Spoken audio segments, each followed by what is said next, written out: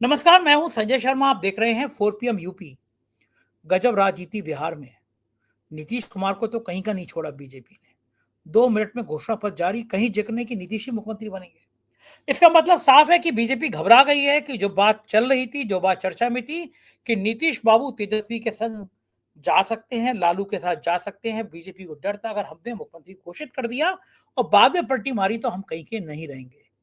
लेकिन राजनीति में इस अपमान का बदला नीतीश कैसे लेंगे, अब ये बात किसी से छुपी नहीं रही है।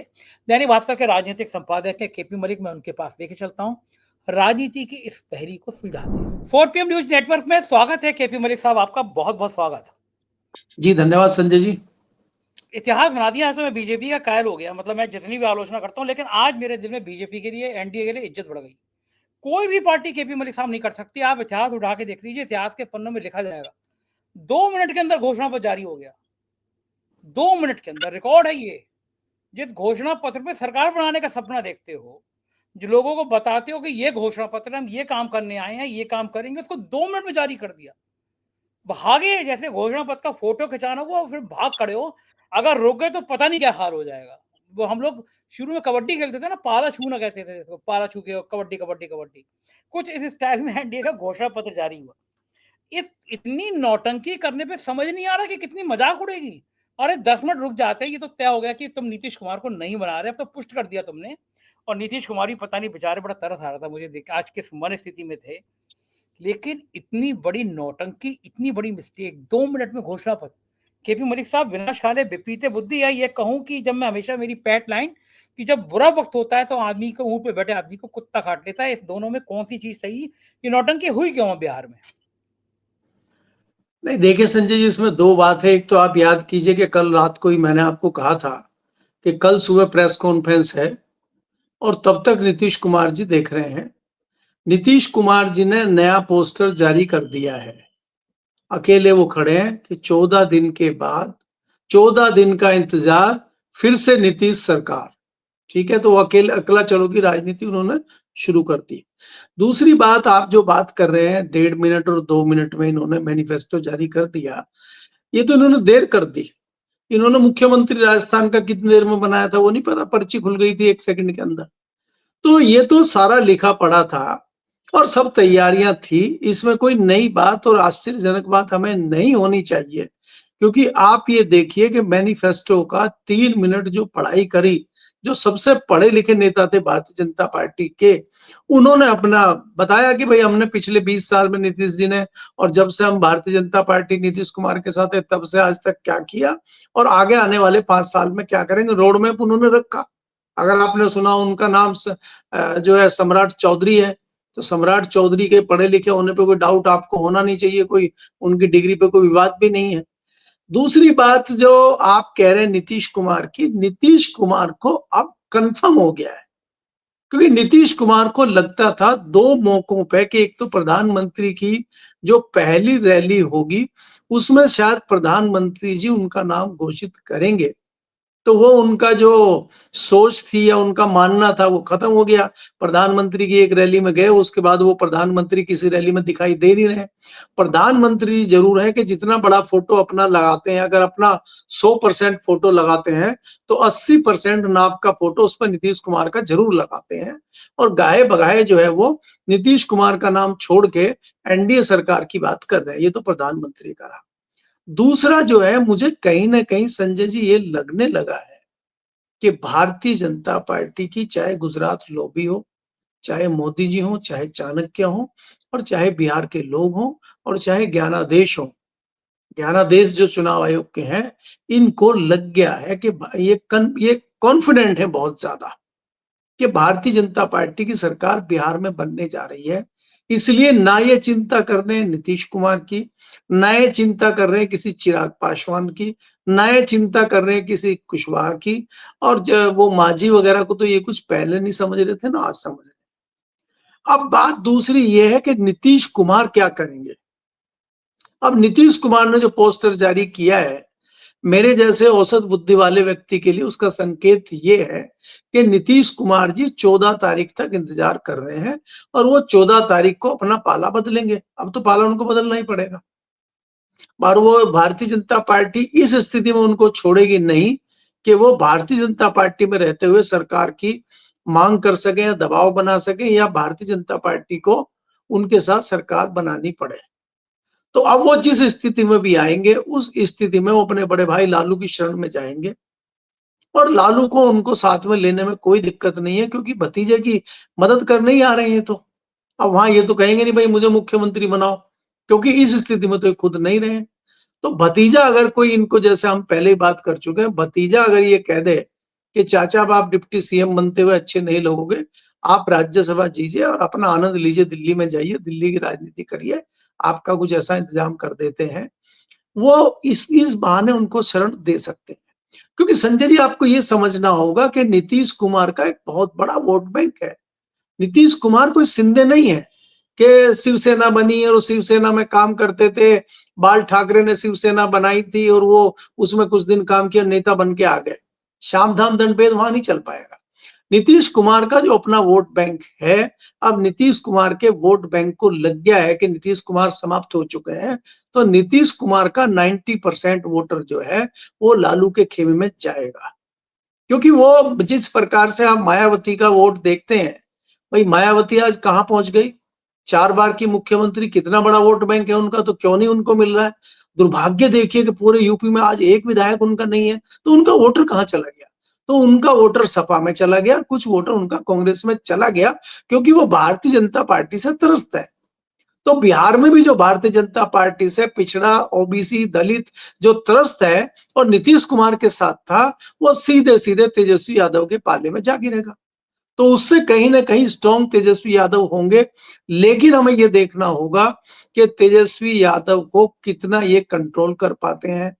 वहां पे जो है 11 देश का जो चुनाव आयोग है वो क्या करेगा, तोता मैना क्या करेंगी, चाणक्य जी क्या कर रहे हैं, इनकम टैक्स में छापे किसके यहाँ लग रहे हैं, जो जो चुनाव के लिए पैसे की व्यवस्था कुछ करी, भाई पैसे की व्यवस्था तो विपक्ष वालों को भी करनी पड़ेगी, तो उनके पीछे इनकम टैक्स लगा है कि नहीं लगा है, वो सारी चीजें हैं। और बाकी चीजें वो भी चल रही है कि पीछे पता चला कि एक विधायक, पुराने विधायक हैं, उनको गोली लग गई है, कोई एक दरोगा मारा गया है, तो ये चीजें भी तो चल ही रही ना पर्दे के पीछे। तो कौन मारा गया, कहाँ मारा गया, तो तमाम शाम दाम दंड भेद भारतीय जनता पार्टी वहां करेगी। और आप जानते हैं ये अंतिम समय तक लड़ाई लड़ते हैं, और अंतिम समय में जिस प्रकार इन्होंने हरियाणा में लड़ाई जीती थी, इस तरह का भी माहौल अगर ये पैदा कर देते हैं तो मुझे कोई आश्चर्य नहीं होगा। लेकिन मैं फिर कहता हूं कि जिस प्रकार से हरियाणा हो, महाराष्ट्र हो, उस तरह का समीकरण बिहार में दिखाई नहीं देता है। बिहार का वोटर जागरूक है, वो डिफरेंट है। तो इसलिए मुझे लगता है कि पाला भारी आज की डेट में जो है वो महागठबंधन का नजर आता है। जी, ये बात तो है, लेकिन मलिक साहब एक और बड़ा मुद्दा मुझे बड़ा हैरान करता है। एक विधायक है बाहुबली अनंत सिंह, बड़ी ईमानदारी की बात, हमने अपराध खत्म कर दिया, हम सुशासन ला रहे हैं, बीजेपी भी बड़े बड़े बात है। बिहार के बच्चे बच्चे से अनंत सिंह की कहानियां सुन लीजिए। दुनिया का कोई अपराध ऐसा नहीं होगा आईपीसी में जिसका कहीं ना कहीं से वास्ता अनंत सिंह से जुड़ता ना हो। वहां पे प्रशांत किशोर की पार्टी के एक नेता की के समर्थन में आरजेडी का एक नेता सपोर्ट कर रहा था, दुलार सिंह यादव नाम था, शायद उसकी हत्या कर दी गई। एक तेजस्वी ने ट्वीट किया, एक एएसआई दरोगा, उसको बेरहमी से काट दिया गया। ये क्या, ये जो बाहुबली हैं, गुंडे हैं, अपराधी हैं, क्या मोदी जी को ये दिखाई नहीं पड़े कि नीतीश बाबू अब ये किन बाहुबलियों के जरिए वो लाना चाहते हैं सरकार। 20 साल पहले कुछ हुआ होगा तो मोदी जी आज भी जंगल राज जंगल राज जंगल राज कह रहे हैं, और ये आंखों के नीचे इस तरह गुंडे, अपराधी, बलात्कारी, हत्यारे इस तरह विधानसभा में भेजने की तैयारी हो रही है इनको। कहां चला गई सब नैतिकता की बातें, केवल केवल मूर्ख बनाने के लिए। आपको लगता है एक विधायक बढ़ जाए, चाहे वो गुंडा हो, चाहे वो अपराधी हो, चाहे वो हत्यारा हो, एफआईआर हो गई नामजद, हत्या की एफआईआर। एनडीए प्रत्याशी की मजबूरी थी चुनाव आयोग की, नहीं करते एफआईआर, बवाल हो जाता। नैतिकता की बातें केवल मंचों तक होती हैं कि मलिक साहब, इनको शर्म नहीं आती है इस तरह के लोगों को टिकट देते हुए। देखिए संजय जी, भारतीय जनता पार्टी की नैतिकता की बात आप बहुत दिनों के बाद आप कर रहे हैं और आप अपेक्षा भी कर रहे हैं, मुझे तो आपके ऊपर ही हैरानी हो रही है। भारतीय जनता पार्टी में पिछले 5-6 सालों से तो कोई नैतिकता, सिद्धांतवाद की कोई बात हमने सुनी नहीं है।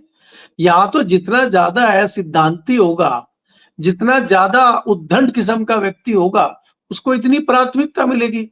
इनके पास तो एक बड़ी वॉशिंग मशीन है और उसमें जो गुजरात से निरमा का वॉशिंग पाउडर आता है वो उसमें पड़ा रहता है और उसमें डाल के घुमा के घोल देते हैं और वो पवित्र होके बिल्कुल सफेद होके ध्वल होके बाहर निकलता है और वो सब दाग धुल जाते हैं उसके।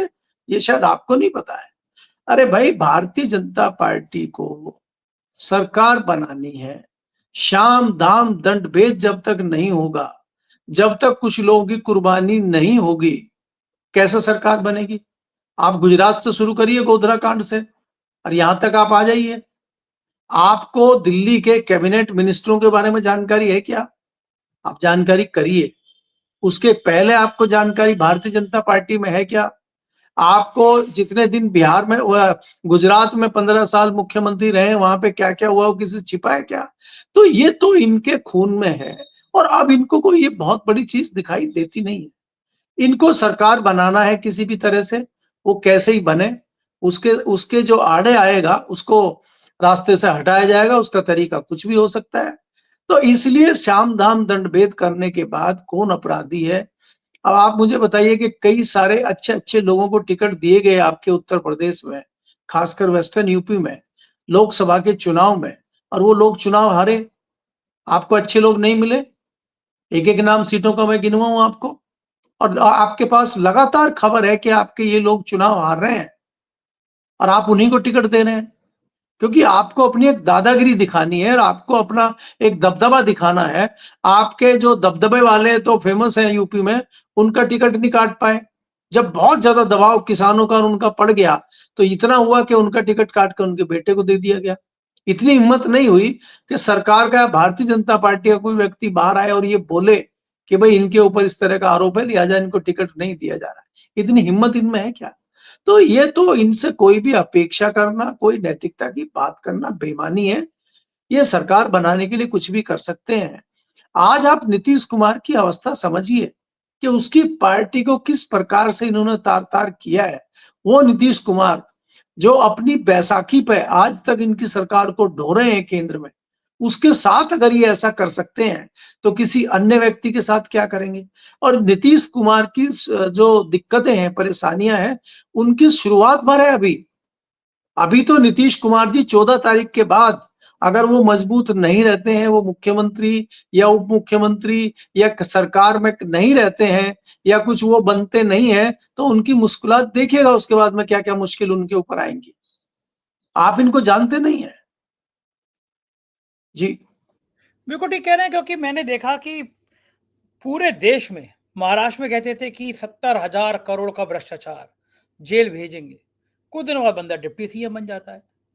बंगाल में चिट फंड घोटाला, शारदा घोटाला, बंदा वॉशिंग मशीन में आता है बीजेपी की और साफ होकर निकल जाता है। एक नेता की किताब जारी करते भ्रष्टाचार की, वो एक राज्य का मुख्यमंत्री बन जाता है। मतलब ये कसम खा रखी है कि जितने बेईमान हो, जितने भ्रष्टाचार हो, जितने हत्यारे हो, बलात्कारी हो, एक वॉशिंग मशीन में घुस जाएं बस, केवल जिसका नाम बीजेपी है, उधर से सफेद होकर निकल जाएंगे। क्या इनको लगता है कि देश के जनमानस को ये बात समझ में नहीं आ रही कि देश में सबसे ज्यादा अपराधी सांसद भारतीय जनता पार्टी के हैं? संजय जी, देश में सबसे आप ये चीज देखिए कि जिस प्रकार से हमारे प्रधानमंत्री जी लगातार जवाहरलाल नेहरू को कोसने का काम कर रहे हैं, उससे आप ये देखिए कि आज अगर जवाहरलाल नेहरू ने, एक मिनट के लिए आप सोचिए कि अगर जवाहरलाल नेहरू ने स्कूल, कॉलेज, यूनिवर्सिटी, अस्पताल नहीं बनाए होते और उसकी जगह मंदिर की शुरुआत उन्होंने कर दी होती, तो आज भारत में कितने मंदिर होते? तो जवाहरलाल नेहरू ने एक बहुत बड़ी गलती की कि जितने स्कूल, यूनिवर्सिटी बनाए, इतने उन्होंने मंदिर नहीं बनाए। इसलिए मोदी जी अवतरित हुए और मोदी जी ने इन सब चीजों पर तत्काल बैन लगाया और बताया कि ये बहुत बड़े जो है विलन और खलनायक थे जवाहरलाल नेहरू। इन्होंने हमारे जो है सनातन धर्म को इसको रोक दिया, उसकी शुरुआत हम कर रहे हैं। तो लगातार 11 साल से आप देख रहे हैं कि एकाएक मंदिर बन रहे हैं। आज देखिए कैसे ढोल पीट के आप जो है पटेल साहब का जन्मदिन मना रहे हैं। कौन पटेल? जिन्होंने संघ पे बैन लगाया था। कौन पटेल? जो महात्मा गांधी की मृत्यु पे फूट फूट के रोए थे। वो पटेल के लिए आप मना रहे हैं। तो ये देखिए बेशर्मी तो इनके चरित्र में है, बेशर्मी तो इनके अंदर है, इनको कोई फ़र्क पड़ता नहीं है। लेकिन मैं ये कहना चाहता हूँ कि जो ज़िक्र आप कर रहे हैं कि जिनके लिए ये रोना रोते थे, सीबीआई, ईडी की बात करते थे और ये कहते थे कि अगर हम सरकार में आ गए इनको फांसी पे चढ़ा देंगे, इनको काला पानी भेज देंगे, वो सब मंत्री बने हुए हैं, कोई उप मुख्यमंत्री बने, कोई मंत्री बने हुए हैं। आप महाराष्ट्र से शुरू करिए, महाराष्ट्र से होते-होते आप जो है यहाँ पहुँच जाइए आसाम में। आपको पता है आज आसाम में भारतीय जनता पार्टी का क्या हाल है? आसाम में भारतीय जनता पार्टी जो पुरानी भारतीय जनता पार्टी थी, जो उनके सांसद, विधायक, कार्यकर्ता थे 40-50 साल पुराने, 80% लोगों ने भाजपा छोड़ दी है, क्योंकि वहाँ नई भाजपा आ गई है। वहाँ जो कांग्रेस से लोग पलायन करके आए थे सारे भ्रष्टाचारी, वो भारतीय जनता पार्टी में झंडा लेके चल रहे हैं।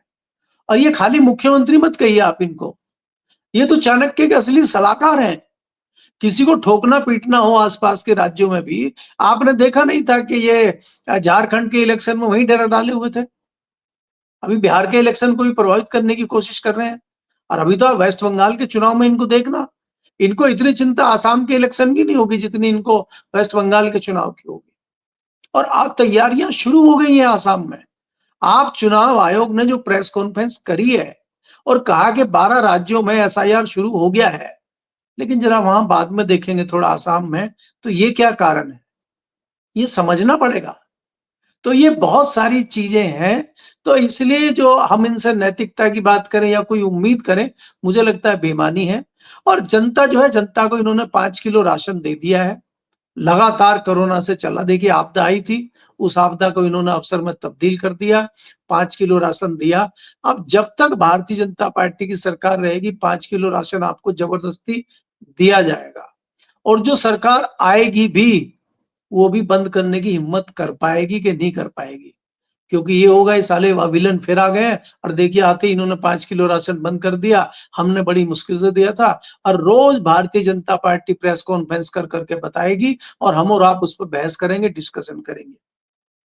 ये कर देंगे, ये इन्होंने किया है। आप याद करिए कांग्रेस के जमाने में रोज जो है, पहले तो बोफोर्स घोटाला चलता था, फिर अभी मनमोहन की सरकार में कोल घोटाला, उसके बाद जो है दूसरा 2G घोटाला।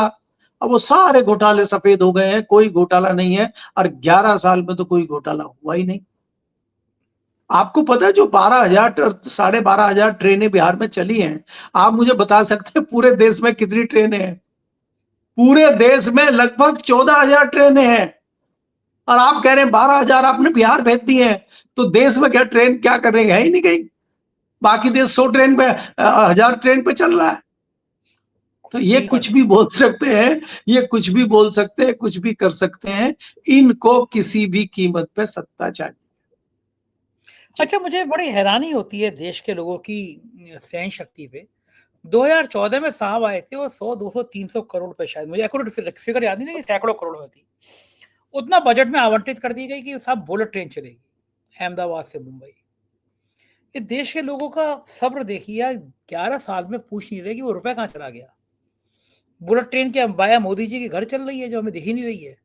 कौन बैठ रहा है इसमें? कहाँ है? भूत है क्या वहाँ पे? ऐसी-ऐसी बातें करते हैं, ऐसी-ऐसी कहानी सुनाते हैं और लोग सोचते हैं भूल जाएँगे। बुलेट ट्रेन आपने कहीं देखी? कहीं चलती हुई? कहाँ चली गई वो बुलेट संजय ट्रेन? जी, संजय जी देखिए आप तो बुलेट ट्रेन पे चले गए। आपने 15 लाख रुपए आते हुए देखे? आपने काला धन आते हुए देखा? हमारे देश का जो काला धन लेके विदेशों में बैठे उनमें से किसी व्यक्ति को आते हुए देखा? रामदेव जो आंखें फरका फरका के कह रहे थे कि मनमोहन ने देश लूट लिया है, 70 रुपए पेट्रोल बिक रहा है और मोदी जी के आते ही 30 रुपए हो जाएगा, हो गया। तो कहने में क्या जाता है? अभी आप जो कह रहे हैं कि लोग का पेशेंस है, लोगों का तो पेशेंस है ही यहाँ। लोगों को इन्होंने शगुफा दे दिया है ना धार्मिक पाखंडवाद का। वो मंदिरों में घंटी बजा रहे हैं, एक फंक्शन खत्म होता नहीं है। भाई अयोध्या का खत्म, वहां का इलाहाबाद का खत्म हुआ, अयोध्या पर दिवाली आ गई, फिर कुंभ आ गया, फिर हरिद्वार का कुंभ आ गया, अभी कुछ और नया आ जाएगा। हर महीने 2-4 त्योहार आते हैं, सब उसमें अपना ढोल जमीरे वो क्या बोलते हैं मंजीरे बजाते रहते हैं और मस्त रहते हैं लोग। भक्तों की कमी नहीं है, तो भक्ति चाहिए, तो भक्ति चल रही है। अभी किसी सिंसियर व्यक्ति ने एक आरटीआई लगाई थी कि अभी संघ के 100 साल पूरे हुए हैं, उस पे हमारे महामहिम माननीय महामानव प्रधानमंत्री जी ने सिक्का जारी किया है 100 रुपए का और एक डाक टिकट जारी किया है। तो हमें ये बताया जाए कि संघ की क्या उपलब्धता देश की आजादी में रही है और देश की आजादी के बाद ऐसा कौन-सा बड़ा काम संघ ने किया है, जिस पे ये सिक्के और डाक टिकट जारी किया है। तो उन्होंने आरबीआई को, रिजर्व बैंक ऑफ इंडिया को ये आरटीआई डाली। उस आरटीआई का जवाब आया फाइनेंस मिनिस्ट्री से, आरबीआई से नहीं आया डायरेक्ट। फाइनेंस मिनिस्ट्री से जवाब आया कि अगर हम ये जानकारी आपको देते हैं तो देश पे खतरा आ सकता है, इसलिए हम इस संदर्भ में आपको कोई जानकारी नहीं देंगे। अब आप भी ज्ञानी व्यक्ति हैं तो आप मुझे बताइए कि अगर वो डिस्क्लोज कर देते हैं, और उन्होंने ये भी कहा कि ये किसके आदेश पर बनाया गया सिक्का, क्योंकि कोई भी सिक्का बनाने के लिए, कोई भी डाक टिकट छापने के लिए कोई ऑर्डर आया होगा, कोई कैबिनेट में पास हुआ होगा, कोई आदेश कहीं से आया होगा, तो आदेश की कॉपी हमें दीजिए। तो आदेश की कॉपी भी नहीं है। तो ये बताइए कि ये आदेश की कॉपी कहाँ से आई और ये खतरा आपकी नजर में कौन-सा हो सकता है? मेरी नजर में तो ये हो सकता है कि अगर उन्होंने डिस्क्लोज कर दिया तो हो सकता है अमेरिका, चाइना, पाकिस्तान एक साथ हमला कर दे देश पे। कि आपने कैसे कर दिया ये खतरा है राष्ट्र को। तो इसलिए राष्ट्र के खतरे को देखते हुए इन्होंने आरटीआई में डिस्क्लोज नहीं किया। तो संजय जी आपको क्या लगता है? सवाल मैं आपसे ही पूछ लेता हूँ। बात तो है, सही बात है कि अमेरिका, ट्रम्प कह सकते हैं कि आपने आरएस में सिक्का क्यों जारी कर दिया, चीन कह सकता है, पाकिस्तान कह सकता है, गजब हैं। एक और आदमी था जो बड़ी नैतिकता की बातें करता था, आपने तो बड़ा करीब से देखा उस आदमी को, नाम था अन्ना। ऐसा लग रहा था कि गांधी जी के बाद दूसरा अवतार हो गया, हम भी उसके झांसे में आ गए थे, हमने बड़े-बड़े खबरें छापी थी। उन्हें दिखाई नहीं दे रहा कि ये भ्रष्टाचार की नदियाँ-नदियाँ बह रही हैं, छठ मैया के लिए एक नदी का तट अलग से बना दिया गया, सप्लाई का पानी डाल दिया गया। कितनी फ्रॉड की कहानियाँ देश देख रहा है। अन्ना जी पता नहीं कहाँ गायब हो गए।